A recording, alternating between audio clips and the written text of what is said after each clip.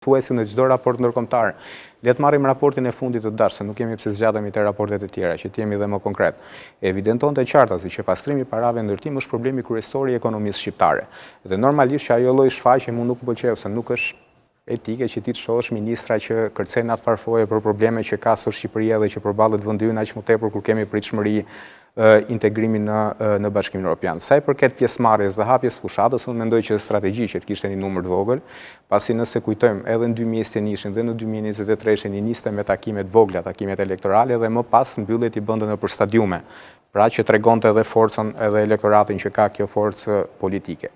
Ndërkohë duke mbetur te kampi tjetër, ishte një fushat tradicionale, siç me drejtë theksoi kolegja, që mbi gjitha merrdi mirë që u fol për program. Domethënë kishte terma konkret.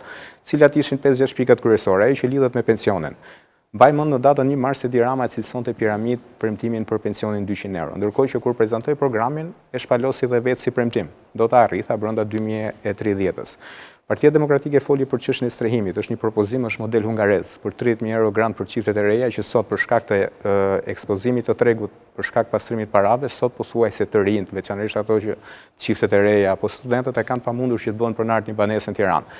Dhe është një diçka konkrete. Pastaj pjesa tjetër se si do gjenden parat, unë kam përshtypjen që do duhet ta japin shpjegimet persona që do jenë përgjegjës në qeveri, por nëse ndalet ajo gjakderdhja financiare për cilën flet nga arratia ish zëvendës kryeministri i kësaj qeverie, unë besoj që gjenden parat, se Shqipëria është një vend me burime ujore, është vend me burime nëntoksore, pra ka mundësi që gjeneroj të ardhura, qoftë nga turizmi apo nga sektorët e tjerë. Por problemi është që të ardhurat janë koncentruar në pak duar, sikurse lexohet në çdo raport. Dhe për